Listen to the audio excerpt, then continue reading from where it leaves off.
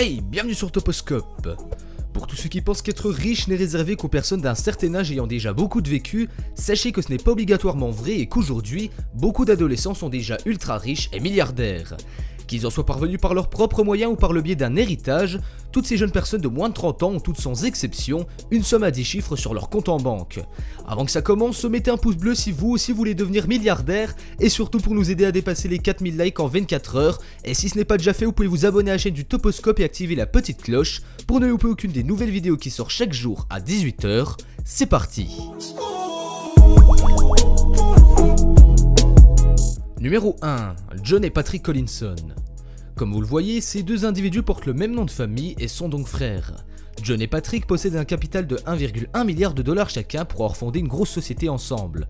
Ils se sont donc construits d'eux-mêmes, n'ont hérité d'aucune fortune et ont fondé l'entreprise Stripe en 2010 qui est spécialisée dans les paiements en ligne et se base sur le même principe que PayPal. Ils ont longtemps ignoré la réelle valeur de leur entreprise sur le marché, jusqu'en décembre dernier où ils ont décidé de faire une levée de fonds qui évalue leur entreprise quand même à presque 10 milliards de dollars. En sachant donc que les deux frères possèdent chacun 12% des actions de l'entreprise, ils sont les heureux possesseurs de plus de 1,1 milliard de dollars. Avec l'entreprise Stripe, ils n'en étaient pas à leur coup d'essai car bien des années auparavant, ils avaient déjà fondé une autre entreprise du nom de Automatic qui, elle, a été revendue en 2010 aussi. Numéro 2. Ludwig Brown. On connaît peu de détails de lui, mais ce dont on est sûr, c'est qu'il est l'héritier de la marque Brown. Son père, Ludwig George, a pris les commandes de cette société de services médicaux en 1977, lorsqu'elle ne pesait que 24 millions de dollars de ventes annuelles. Aujourd'hui, 40 ans plus tard, les revenus ont été multipliés par presque 300, avec 6 milliards de ventes dont 500 millions annuels de bénéfices. Et dans l'histoire, si cet enfant est si riche à l'âge là sans rien faire, c'est car son père lui a déjà légué une part de 10% dans l'entreprise familiale, qui équivaut à 1,2 milliard de dollars. Et pour l'anecdote, sa cousine, elle, détient 11,3% des parts, soit 1,4 milliard de dollars, car elle est la nièce du fondateur même. Numéro 3. Les sœurs Andresen. Elles sont les sœurs les plus connues de Norvège et elles ne doivent pas à la base leur fortune à leur propre travail mais bien un héritage, celui de la marque de cigarettes Tiedemans qui a été vendue en 2005. La famille Andresen a par la suite, avec la fortune déjà encaissée, créé une société d'investissement appelée Ferd. Il se trouve que pour le coup, ça a vraiment super bien marché et par conséquent, c'est en 2007 que le père des deux jeunes filles a transféré à ces dernières 84% du capital de l'entreprise à raison de 42% chacune. Leur fortune ne sera connue que 6 ans plus tard, soit l'année de leurs 17 ans qui en Norvège est l'âge requis pour rendre publiques les déclarations fiscales de chaque citoyen. Même si elles sont les détentrices majoritaires des actions de l'entreprise, Alexandra et Katharina ne contrôlent toutefois pas le patrimoine familial, donc continuent de se charger leur père. Numéro 4. Gustav Magnarvizo. Décidément, on peut dire que la Norvège est un énorme vivier de jeunes milliardaires, car c'est encore en ces terres que l'on retrouve le jeune Gustav qui ne compte pas moins de 1,6 milliard à son actif. Et pour cause, il est l'enfant d'un des riches entrepreneurs norvégiens ayant fondé la société Salmar qui est productrice de saumon, qui est la spécialité nationale. En 2013, le père transfère l'équivalent de 47% des parts de Salmar à son fils, pour des raisons fiscales qui, vous vous en doutez, l'arrangent beaucoup. Néanmoins, il reste actionnaire majoritaire et garde donc la main sur l'entreprise en étant directeur général, et résultat des comptes, Gustav devient milliardaire à tout juste 20 ans et chercherait même à continuer de s'enrichir en investissant dans des startups technologiques prometteuses et dans l'immobilier. Numéro 5. Evan Spiegel et Bobby Murphy.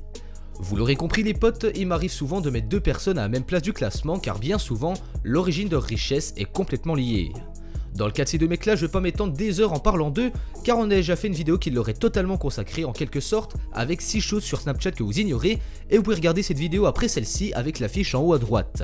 En gros, ce sont les créateurs de l'application Snapchat que vous connaissez tous, et ils ont dernièrement levé les fonds de leur entreprise en bourse, afin de pouvoir l'évaluer, et il se trouve que chacun d'entre eux possède plus de 4,4 milliards de dollars d'actions dans l'entreprise. Dans le cas de Spiegel, le mec était déjà assez riche de base, car il venait tout de même d'une famille assez aisée qui lui offrait un peu tout ce qu'il voulait, comme des Cadillac ou encore bien des BMW pour ses anniversaires, c'est juste ouf, on est vraiment dans la richesse totale.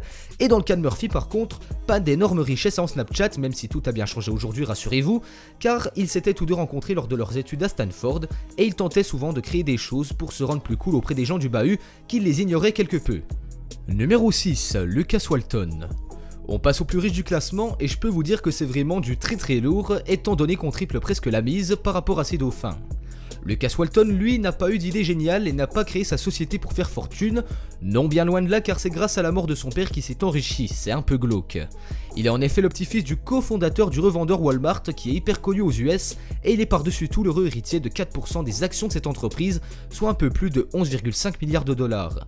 Ce business, rendez-vous-en bien compte, génère un chiffre d'affaires de presque 500 milliards par an grâce à plus de 11 000 boutiques réparties partout dans le monde.